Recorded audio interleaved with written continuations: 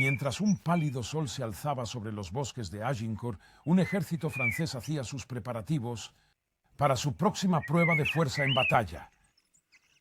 Aunque era una fría, húmeda y brumosa mañana de otoño, estaban totalmente seguros de que estaban a punto de vengar las pasadas derrotas de Crécy y Poitiers.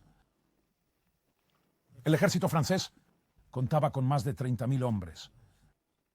Entre ellos 12 príncipes de sangre real y miles de pares, la flor y nata de la caballería francesa. Frente a ellos, había 6.000 ingleses hambrientos, enfermos y exhaustos. En pocas horas, muchos de los mismos nobles franceses estarían muertos, asesinados por hombres comunes utilizando un arma vista con desdén por los caballeros finamente ataviados. Una vez más, el impresionante poder del arco largo triunfó.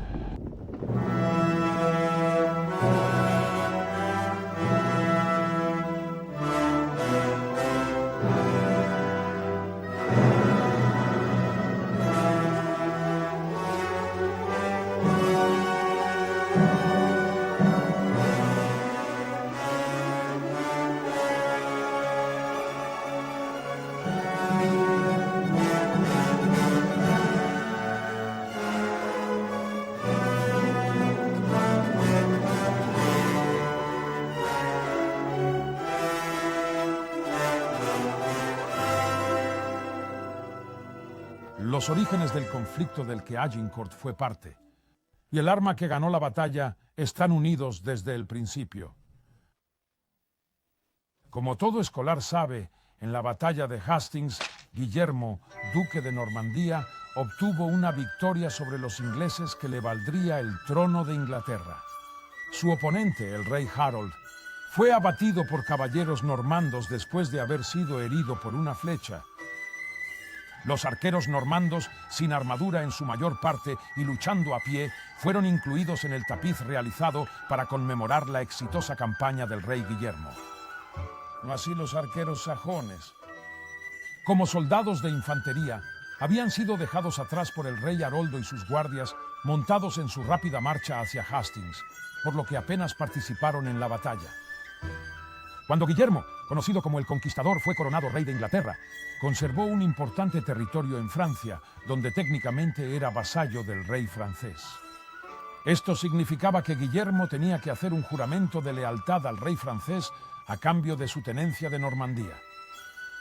El rey Enrique II, bisnieto del Conquistador, fue coronado en 1154.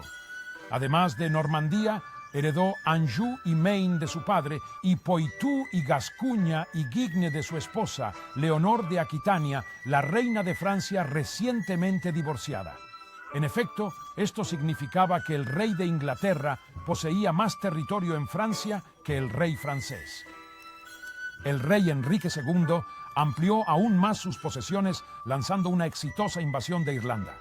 El líder de la expedición era el conde de Pembroke, conocido como Strongbow, por su destreza con el arco, una destreza brutalmente igualada por los arqueros del sur de Gales de su ejército.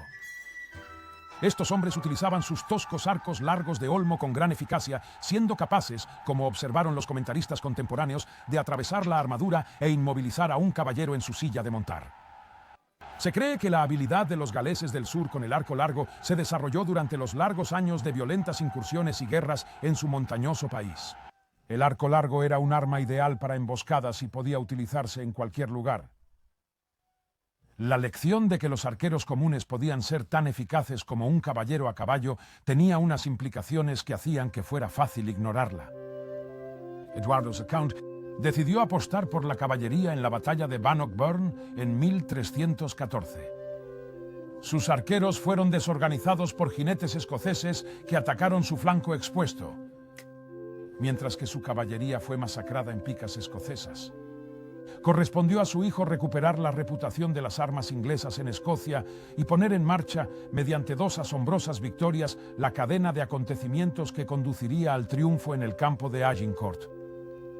Eduardo III desarrolló su propio método de batalla.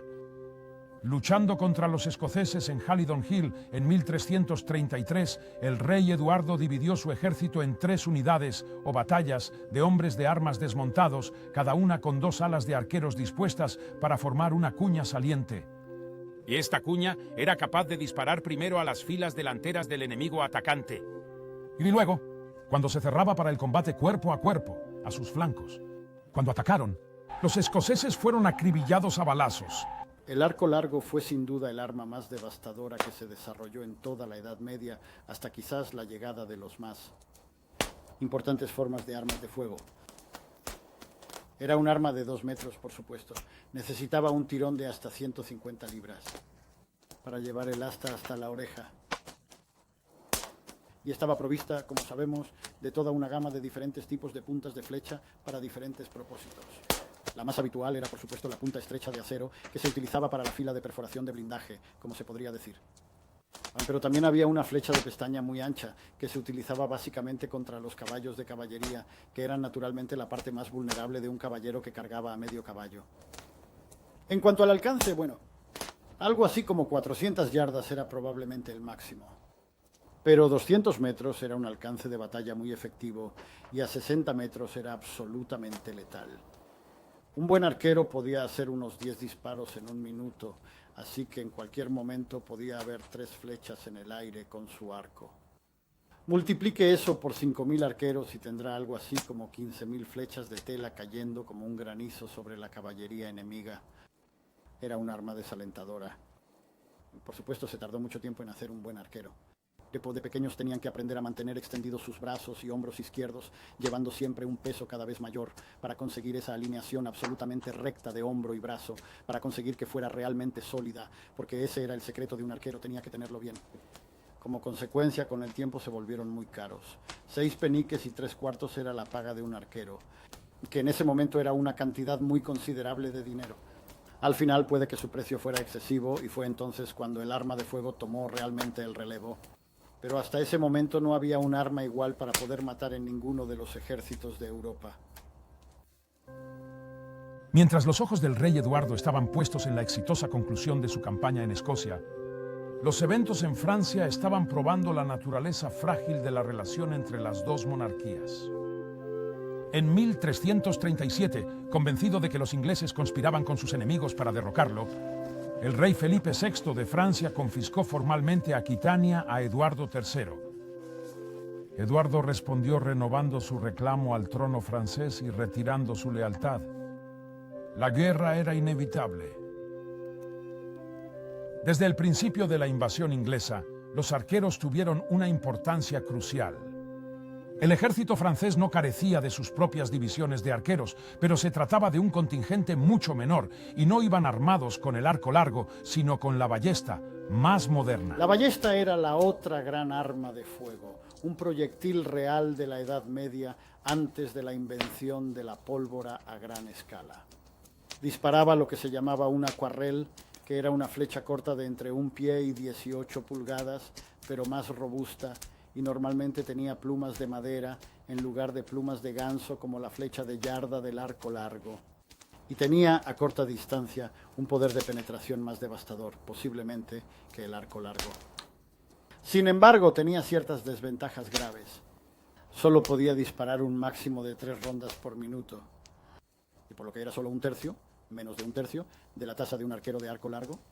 Y en segundo lugar, el hecho de que la cuerda del arco estaba siempre unida a él cuando estaba realmente en el campo, eso significaba que era muy propenso a humedecerse. Y cuando la cuerda del arco se humedecía, era un grave contratiempo. Mientras que el arquero podía desenganchar rápidamente su cuerda y guardarla en su casco, por lo general, después de haberla enrollado y mantenerla seca allí, el ballestero no tenía esa ventaja. Así que de las 2 armas, no hay duda de que el arco largo era la más devastadora. Es interesante saber, por supuesto, que hasta la Segunda Guerra Mundial esta arma estaba en uso. El coronel Mad Jack Churchill de los comandos era conocido por ser un experto en silenciar de forma absolutamente silenciosa a los centinelas alemanes que recibían un disparo por la espalda de una de estas armas. Sin explosiones, muerte súbita, has acabado con las líneas. El arco largo demostró su versatilidad como arma tanto en el mar como en tierra. En la batalla de Sluys, la flota de invasión del rey Eduardo se enfrentó a una flota francesa. Entablaron combate acercándose y agarrándose en una feroz lucha cuerpo a cuerpo. Los arqueros ingleses despejaron las cubiertas de los barcos franceses con sus letales descargas. Jean Froissart, un francés que trabajaba para la esposa del rey Eduardo Filipa, escribió un pintoresco relato del compromiso. La lucha feroz estalló en todos los lados. Arqueros y ballesteros, disparándose flechas y virotes unos a otros a mansalva, y hombres de armas luchando y peleando en combate cuerpo a cuerpo. Para poder acercarse, tenían grandes garfios de hierro fijados a cadenas, y los arrojaban a los barcos de los demás para acercarlos y sujetarlos mientras un hombre luchaba.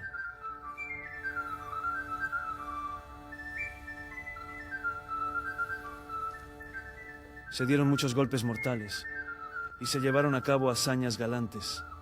Barcos y hombres fueron golpeados, capturados y recapturados. El gran barco Christopher fue recuperado por los ingleses al comienzo de la batalla, y todos los que estaban a bordo murieron o hechos prisioneros. Esta captura tuvo lugar en medio de un tremendo clamor y gritos, en el que más ingleses llegaron a la escena, e inmediatamente la rearmaron con una fuerza compuesta enteramente de arqueros. Fue sin duda una batalla sangrienta y asesina. Los franceses parecían aprender poco de los reveses sufridos. La paz no duró mucho, y en el invierno de 1345, el rey Eduardo volvió a prepararse para la batalla. Reunió un ejército real de 15.000 hombres, de los cuales tal vez la mitad estaban armados con un arco largo. El 11 de julio de 1346, su ejército desembarcó en Francia. El estilo de guerra del ejército inglés iba a resultar tristemente familiar a muchos franceses. Los ingleses destruyeron Normandía, robando, saqueando y saqueando a su paso. Mientras tanto, los franceses habían acumulado un ejército de unos 40.000 hombres, ansiosos por vengarse de los invasores, aplastándolos en batalla. Una vez reunidos, salieron en su persecución.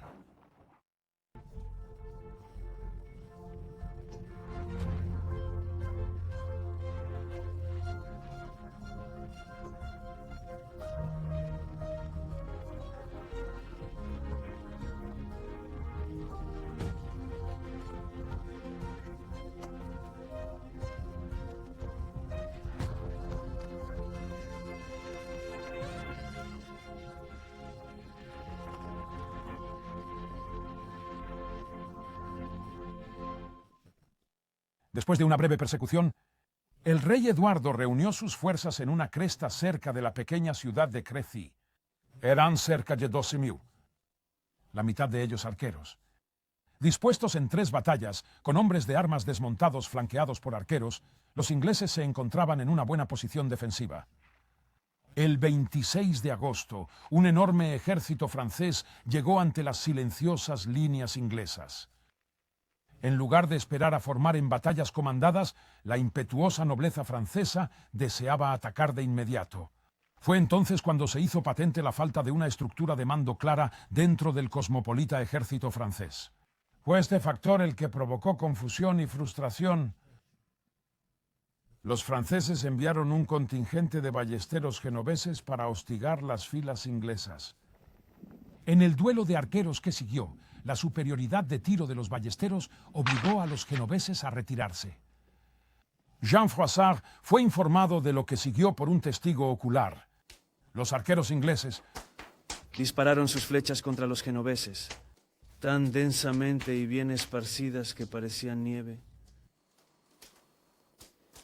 Cuando sintieron las flechas penetrar en sus brazos, cabeza y caras, los genoveses, que nunca se habían encontrado con tales arqueros antes, se sumieron en la confusión.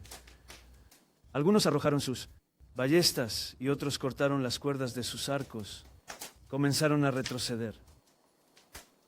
Entre ellos y la guardia principal francesa había un cuerpo de caballeros espléndidamente montados y armados, que habían observado su derrota y ahora se interponían entre ellos y la retirada. El rey de Francia, viendo lo mal que habían actuado, gritó: matad a esa chusma. Solo nos estorban.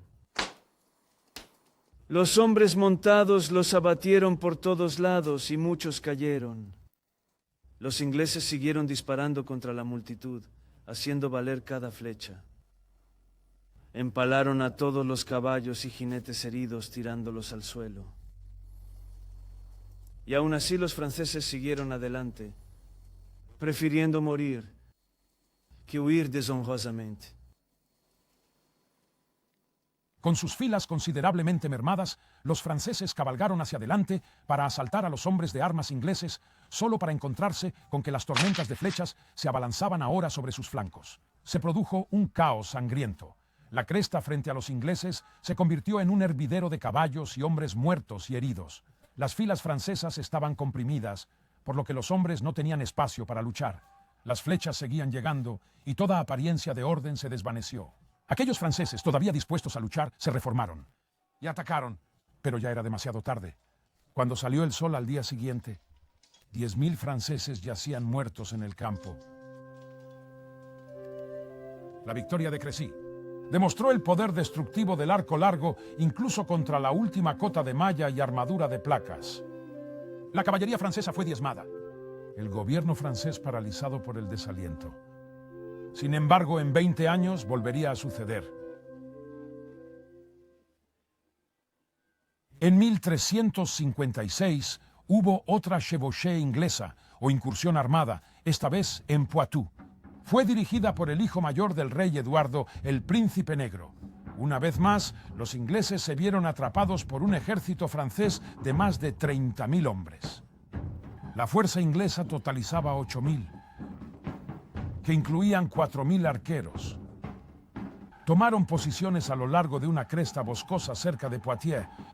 El primer ataque francés fue un asalto frontal suicida por parte de 300 caballeros escogidos a mano que fue fácilmente abatido. El siguiente asalto fue realizado por 2.000 hombres de armas a pie, que habían luchado durante 2 millas para alcanzar las líneas inglesas. Pero los arqueros, moviéndose con rapidez, continuaron lanzando flechas contra los flancos y la retaguardia franceses, y, cuando se les acabaron las flechas, cayeron con espada, hacha y mazo. Los franceses se quebraron y huyeron hacia la siguiente división, que había tardado en moverse para reforzar a sus camaradas. Esta división también se rompió y huyó. Jean Froissart registró este momento. Los arqueros comenzaron para disparar mortalmente desde ambos lados. Sus largas flechas de púas derribando caballos y atravesando todo ante ellos. Los caballos heridos y aterrorizados se negaban a seguir. Se apartaban, o corrían o caían al suelo, atrapando a sus jinetes. Rara vez tantos soldados han sufrido tanto en tan poco tiempo, ya que se atascaron juntos y no pudieron avanzar. Viendo esta carnicería ante ellos, e incapaces de avanzar ellos mismos, los de la retaguardia retrocedieron. En verdad, los arqueros ingleses dieron una gran ventaja a los ingleses y aterrorizaron a los franceses. La precisión y pesados disparos de flechas dejaron a los franceses sin ningún lugar donde esconderse. Y así los ingleses, lenta pero seguramente, ganaron tierra. Una vez más, el pueblo de Francia quedó atónito. Una vez más, habían sufrido una derrota catastrófica contra un ejército inglés al que superaban ampliamente en número. Durante los 20 años siguientes, con muchos de sus líderes muertos o esperando rescate en Inglaterra tras Poitiers, Francia fue asolada por nuevas expediciones militares, revueltas campesinas y contingentes itinerantes de soldados desempleados, las llamadas compañías libres. Estos hombres limpiaron la tierra, hasta que una guerra en Castilla los atrajo con la perspectiva de paga y botín. Los maltrechos franceses, destrozados por la guerra, no podían saberlo, pero sus fortunas iban a cambiar para mejor. Y en la década de 1370, bajo el reinado del rey Carlos el Sabio, Francia recuperaba su territorio. Y una generación de líderes de guerra ingleses, desgastados por las constantes campañas, se extinguía. El príncipe negro murió en 1376, su padre un año después.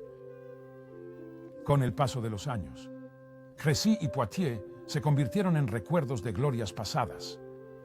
El territorio ganado en batalla se había perdido, y los ingleses buscaron un nuevo líder, moldeado en el molde del príncipe negro. En 1413, un hombre de 25 años, cuyo padre había usurpado el trono, fue coronado rey de Inglaterra. Su nombre era Enrique, el quinto rey en llevar ese nombre. Ya era un soldado experimentado. Había luchado con éxito para sofocar las rebeliones contra su padre. Aunque heredó el trono pacíficamente, el rey Enrique V sabía que los grandes nobles que le rodeaban solo eran leales si les convenía. Necesitaba desviar su atención hacia una causa que uniera a todos los ingleses detrás de su rey. Enrique V decidió reclamar el trono francés por la fuerza. El rey Enrique V era un hombre de una sola mente y un político despiadado. Podría haber negociado con los franceses por los territorios que Eduardo III había recibido por tratado. Pero al sentir la desunión en Francia, exigió inmediatamente la corona francesa y el matrimonio con la princesa Catalina, hija del loco rey francés Carlos VI. Estas demandas fueron desestimadas por los príncipes franceses de la sangre, y un insultado rey Enrique se preparó para la guerra.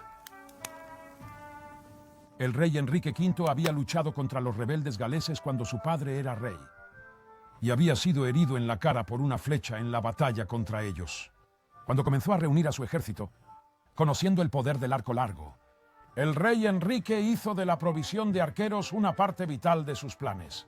Y el desarrollo de la armadura durante este periodo de unos 56 años que estamos viendo, vio la transición de la camisa de armadura dominada por hombres con varias piezas de acero unidas a ella, muy rápidamente hacia el estado de la armadura de placa completa de la cabeza a los pies. Y a medida que pasaban los años, por supuesto, se hizo más y más bellamente diseñado, y más estriado, más y más, digamos, ondulaciones en la armadura. El objetivo era atrapar las flechas en particular y desviarlas en todas las direcciones para tratar de evitar la propensión a la muerte, tanto del asta del arco largo como de las ballestas que ya hemos descrito. Esos fueron los principales cambios en la armadura propiamente dicha. En cuanto a la táctica de los cambios de la época, en realidad no había habido gran cosa. Los famosos grupos de arqueros colocados en los flancos de los blindados, de caballeros en las posiciones defensivas inglesas, seguían siendo los mismos, aunque había todo tipo de pequeñas sutilezas, lo que a veces se llama la formación de grada, de pie en la línea de batalla, una especie de arqueros disparando en un flanco contra sus enemigos atacantes. Un flanco contra sus enemigos atacantes y así sucesivamente.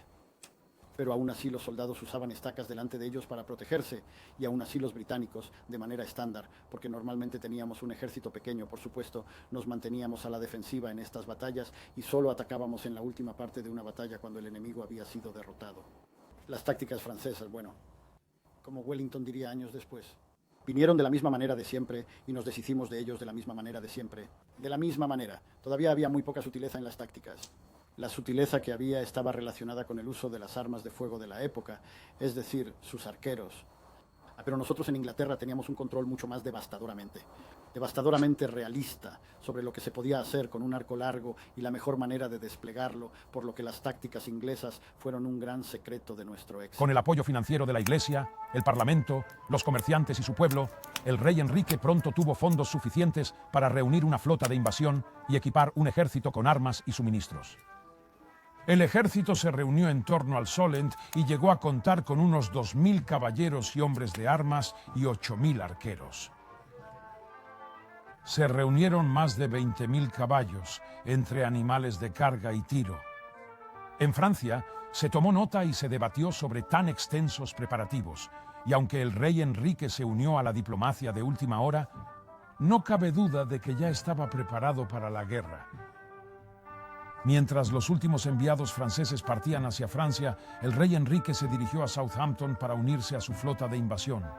En la tarde del domingo, el 11 de agosto de 1415, una armada de unos 1.500 barcos comenzó su viaje de 3 días para cruzar el canal.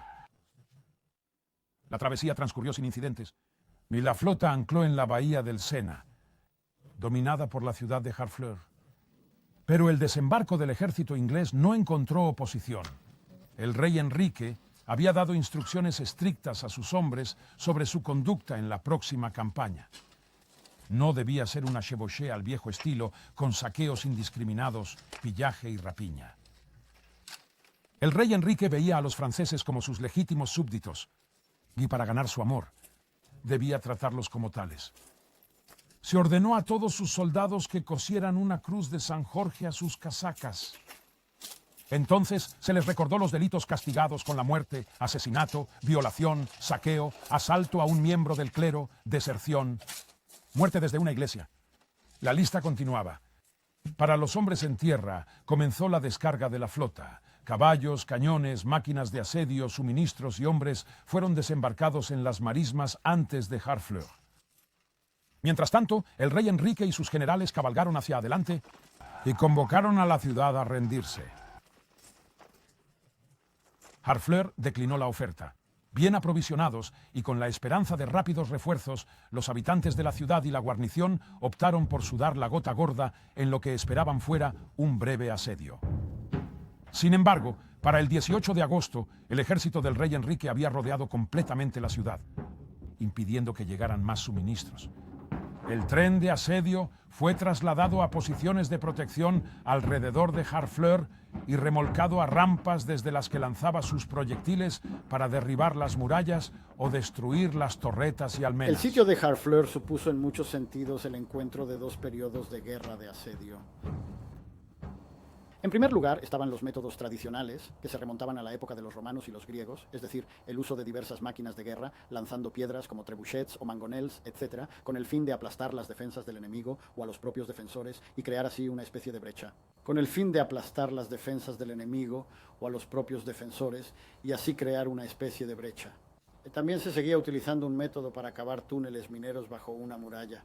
Poner un montón de madera y tapas de estaño y así sucesivamente debajo de ellos, y luego prender fuego a ellos con un infierno de una especie de aceite puesto en la parte superior de ellos para hacer que se quemen, de nuevo causando un colapso de toda una sección de la pared, con lo cual una fortaleza podría ser abierto a asalto.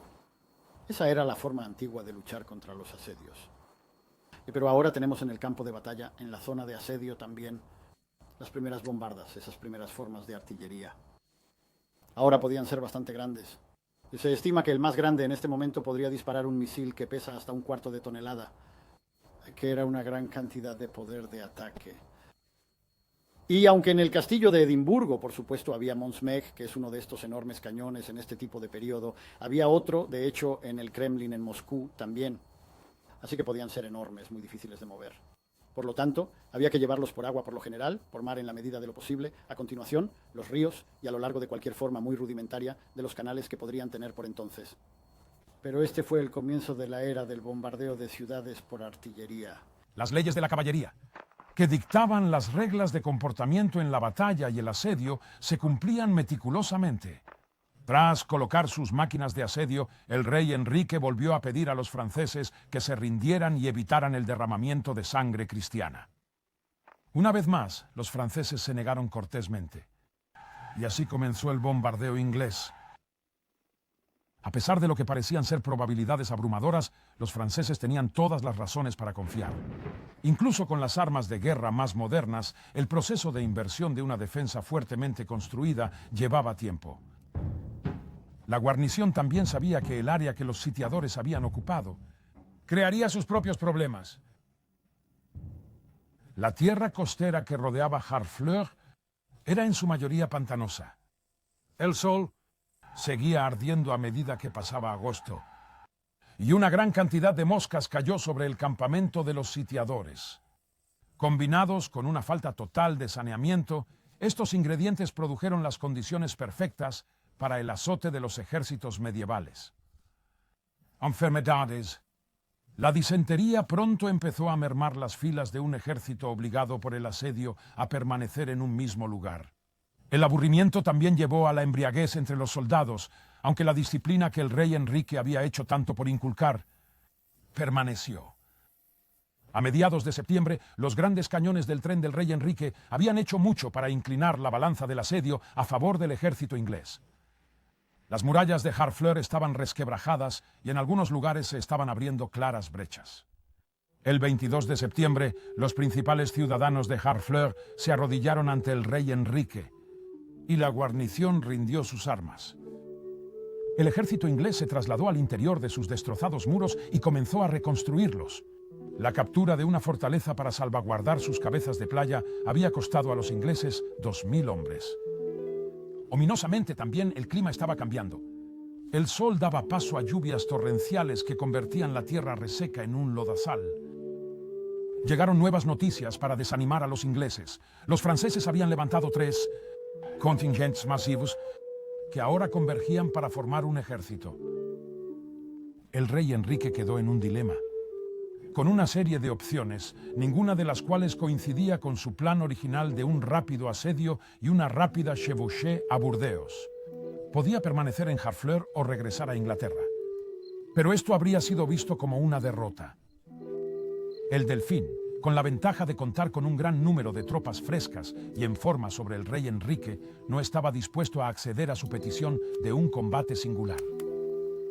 Como el rey Eduardo III había hecho en la campaña de Crecy, 69 años antes, el rey Enrique decidió llevar lo que quedaba de su ejército en una marcha forzada hacia el norte, a Calais. En consecuencia, el 6 de octubre de 1415, el rey Enrique partió de Harfleur con 1000 hombres de armas, 5000 arqueros y algunos carros. Ante ellos, su marcha de 150 millas a través de territorio hostil, con 3 ejércitos franceses esperando para abalanzarse sobre ellos. La primera parte de la marcha fue seguir la costa hacia el norte hasta el río Somme. Bajo una lluvia torrencial, el ejército partió marchando en 3 batallas. A pesar de la continua lluvia y los repentinos ataques de enfermedad que debilitaron a muchos hombres, el pequeño ejército continuó su camino marchando entre 15 y 20 millas por día. El rey Enrique había ordenado a Sir William Bardolph, capitán de Calais, que enviara inmediatamente una fuerza de 300 hombres armados a caballo para asegurar el vado de Blanchetaque a fin de permitir al ejército del rey cruzar el río Somme. Si los ingleses podían cruzar el Somme, tenían una buena oportunidad de completar las 60 millas hasta Calais y la seguridad. Las noticias de los exploradores del rey Enrique eran, sin embargo, las peores imaginables. El vado no había sido asegurado por Sir William, sino por Jean Boucicaut, mariscal de Francia, quien con una fuerza igual a la del rey Enrique había vigilado el cruce y esperaba a los ingleses en el otro lado. El rey Enrique sabía que un intento de tomar el vado por asalto sería desastroso. Enrique no tenía elección. Tendría que conducir a su ejército a lo largo de la orilla sur del Somme con la esperanza de encontrar un cruce sin vigilancia. El ejército inglés abandonó Blanchetaque y comenzó a marchar hacia el interior, alejándose de Calais y adentrándose en el corazón de Francia. Parece que hubo cierta indisciplina en el pueblo francés de Beauvais. Los soldados ingleses rompieron barriles de vino y se emborracharon. En un momento así, un colapso en la voluntad de lucha del ejército inglés habría supuesto un desastre. El rey Enrique actuó rápidamente para asegurarse de que esto no sucediera. Mandó ahorcar a uno de sus soldados por robar en una iglesia de Beauvais. Dejando a un lado su naturaleza despiadada, el rey Enrique era percibido como un hombre compasivo por sus hombres. En un ejército pequeño, un líder enérgico podía hacer mucho por mantener la moral si se le veía compartiendo las penurias de la marcha. Como la mayor parte de su ejército iba ahora a pie, probablemente no apreciaron la carga extra, aunque iba a ser una suerte. El rey Enrique tuvo suerte. En Fouillois, el Somme se inclina repentinamente hacia el noreste. Los franceses habían destruido todos los posibles puntos de cruce y el rey Enrique, abandonando el curso del río y cortando rápidamente hacia el sudeste, pudo vencer a los franceses en los vados de Bettencourt y Boyenne. El sábado 19 de octubre, bajo su supervisión personal, las tropas del rey Enrique repararon los vados y cruzaron al lado norte del Somme. El domingo, el rey permitió a sus hombres un día de descanso. Mientras los ingleses dormían y secaban sus ropas, a menos de 7 millas de distancia, se encontraba un gran ejército francés. Los franceses enviaron a sus heraldos, y las leyes de la caballería fueron una vez más cuidadosamente observadas. En términos formales, los heraldos ofrecieron batalla a los ingleses y preguntaron al rey Enrique cuáles eran sus intenciones. Respondió el rey: marchamos directamente a Calais, y si nuestros enemigos nos molestan en la marcha, será por su cuenta y riesgo. No buscamos batalla, pero tampoco nos moverá el miedo a marchar más deprisa de lo que deseamos. No interrumpáis nuestro viaje, porque la consecuencia será un gran derramamiento de sangre cristiana. Los heraldos franceses recibieron una bolsa de coronas de oro y regresaron a su ejército. Por ahora, era obvio que la batalla era inevitable. Los soldados del rey Enrique se prepararon. Se pusieron las armaduras, probaron sus arcos. La formación defensiva de hombres armados flanqueados por arqueros fue asumida.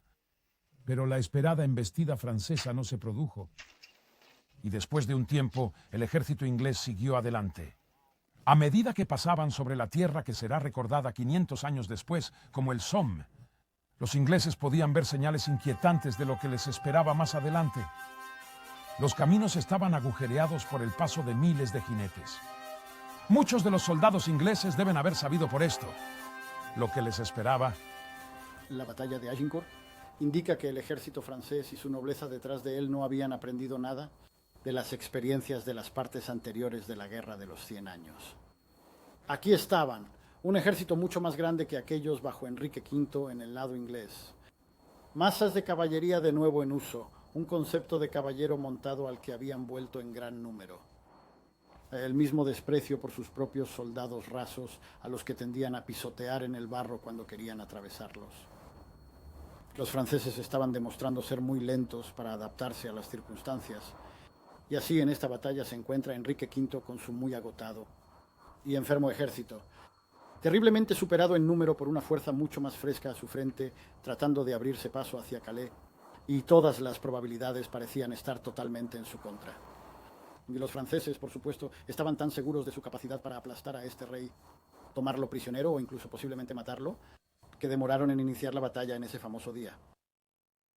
Los franceses habían reunido unos 30.000 hombres, y cientos más se apresuraban a participar en la batalla. Había, sin embargo, algunos ecos preocupantes del pasado que los franceses prefirieron ignorar. El alto mando francés estaba una vez más dividido en sus objetivos. El mariscal Boucicaut y el condestable d'Albret aconsejaban prudencia. Con su superioridad numérica y de posición, los franceses podían matar de hambre a los ingleses y obligarlos a rendirse. Esto era completamente inaceptable para los impetuosos duques de Orleans, Borbón y Berry, que querían un ataque inmediato. Al final, fue su agresivo consejo el que fue aceptado. Mientras la nobleza francesa discutía y hablaba durante la noche, los harapientos soldados ingleses trataron de dormir un poco, bajo los setos alrededor de Maison-Saint. Los caballeros ingleses encontraron alojamiento En las casas del pueblo. Mientras que las líneas inglesas estaban en silencio, había un ruido constante del ejército francés, a menos de 1 milla de distancia. En algún momento, durante la noche, el rey Enrique envió una delegación a los franceses para negociar términos que permitieran a su ejército retirarse. Presintiendo la victoria, los jubilosos franceses rechazaron cualquier compromiso, y la delegación inglesa se retiró. Ya no cabía duda que habría una batalla por la mañana. Al salir el sol el 25 de octubre de 1415, los ingleses y franceses finalizaron sus planes de batalla y se armaron. Los franceses estaban organizados en 3 batallas masivas. La primera batalla fue desmontada y contenía unos 8.000 señores franceses.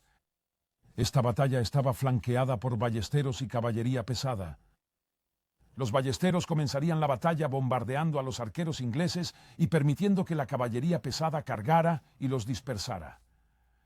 A continuación, la vanguardia francesa avanzaría, se enfrentaría y derrotaría a los hombres de armas ingleses.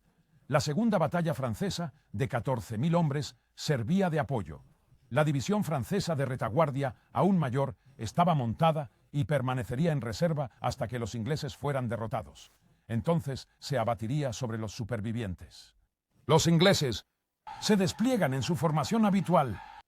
3 batallas de hombres de armas lado a lado, intercaladas con cuñas de arqueros.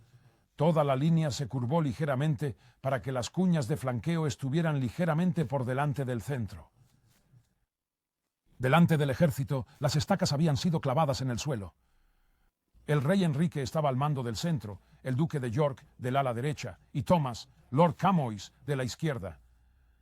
Las dos fuerzas estaban flanqueadas a ambos lados por bosques y ahora estaban separadas por unos 3/4 de milla.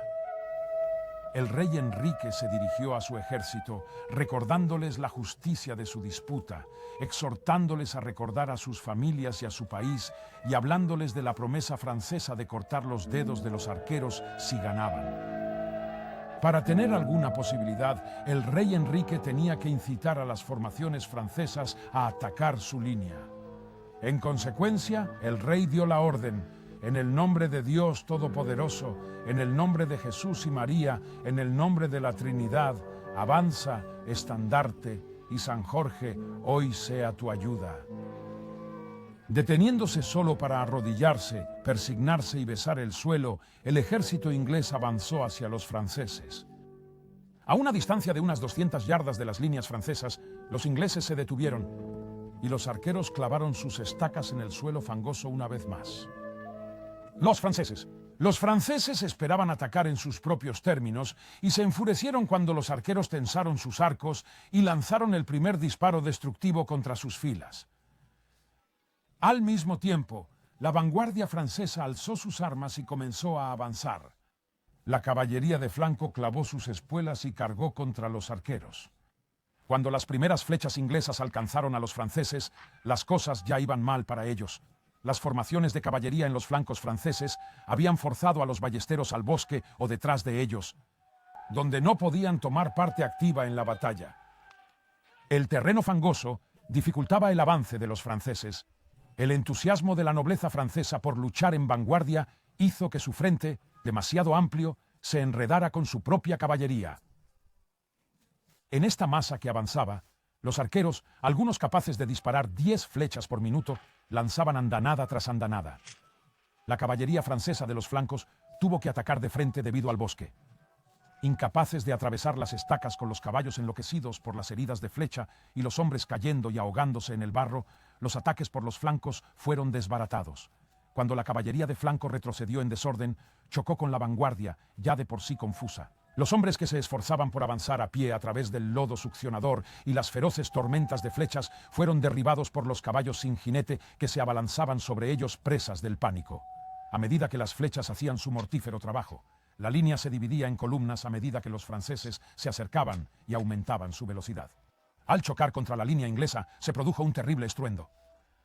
Hechos retroceder, los ingleses en armas comenzaron a luchar por sus vidas. La vanguardia francesa estaba siendo atacada por los flancos. A medida que se acercaba a su centro, los hombres ya no tenían espacio para empuñar sus armas. El terreno traicionero hizo que muchos caballeros perdieran pie y fueran pisoteados en el barro por los que venían detrás. Y aún así, las flechas letales silbaban en el aire. Los ingleses pudieron recuperarse y contraatacar. Un gran número de franceses muertos y heridos yacían en montones de barro y sangre frente a los ingleses. La masacre de los caballeros franceses por los arqueros sin armas fue horrible. La segunda división francesa, la guardia principal de 14.000 hombres, avanzó hacia las flechas. De nuevo, sus densas filas fueron un blanco fácil. Los de los flancos y la retaguardia comenzaron a retroceder a pesar de las órdenes de sus comandantes. La retaguardia francesa también comenzó a deshacerse a medida que se hacía evidente el resultado de la batalla. Y muchos de los nobles franceses, conmocionados y horrorizados por la carnicería, optaron por cabalgar o marchar hacia la muerte antes que abandonar a tantos de sus iguales. A medida que la lucha disminuía, los ingleses se movieron entre la masa en lucha en busca de hombres ricos para tomar prisioneros. En caso de victoria, los ingleses podrían hacer una fortuna entregando estos hombres a sus parientes. Pero la victoria no estaba asegurada.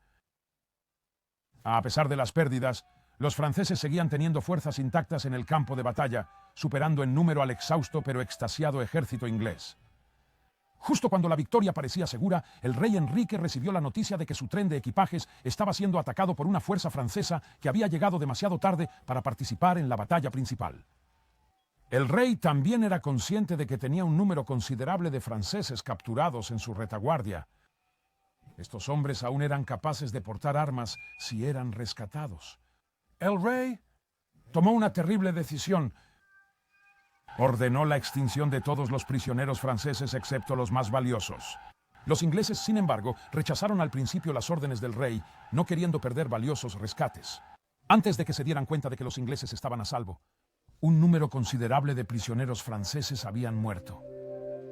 La batalla había durado poco más de 3 horas. En ese tiempo, 10.000 franceses habían muerto y 1.500 habían sido hechos prisioneros. Las bajas inglesas fueron menos de 300. Los baños de sangre de Crécy y Poitiers se habían infligido una vez más a la nobleza francesa. La victoria de Agincourt pasó al mito como antes lo habían hecho Crécy y Poitiers. El conflicto que se conoció como la Guerra de los 100 años se volvió una vez más contra los ingleses, y el hijo de Enrique V perdería su corona. El arco largo también caería en desgracia. Su sustituto, el mosquete, requería unas pocas horas de entrenamiento en lugar de toda una vida de práctica. En la era de la pólvora, William Shakespeare convertiría al rey Enrique V en la encarnación del espíritu guerrero caballeresco de los ingleses. En 1914, los periódicos británicos informaron que durante la retirada de Mons, a soldados británicos habían visto fantasmales arqueros medievales disparando a los alemanes que se acercaban. Tal es el poder del mito. La verdad de aquel día, en 1415, era otra. Y aquellos que sobrevivieron nunca lo olvidarían. La victoria del arco largo se logró a un precio terrible.